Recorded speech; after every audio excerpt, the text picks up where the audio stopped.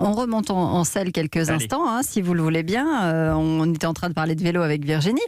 Certains d'entre vous utilisent peut-être ceux qui sont en libre service.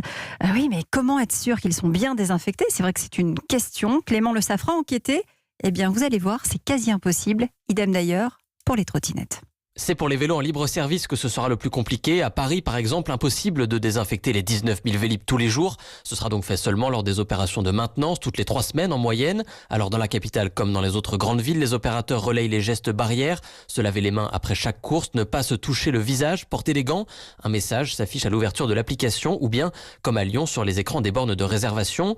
Ce sera plus simple en revanche pour les trottinettes électriques. La plupart des opérateurs avaient retiré leur flotte pendant le confinement, mais elles sont de retour en nombre et seront désinfectés très régulièrement. Driss Ibn Mansour, directeur général France des trottinettes Bird. On a une équipe de ce qu'on appelle des Bird Watchers, donc c'est une équipe terrain qui avant faisait essentiellement ce qu'on appelle du parking, donc s'occuper du bon stationnement de nos trottinettes. Aujourd'hui, l'une de leurs toutes premières missions, ce sera de s'assurer du nettoyage régulier de nos trottinettes. Alors évidemment, on ne peut pas nettoyer une trottinette après chaque utilisation.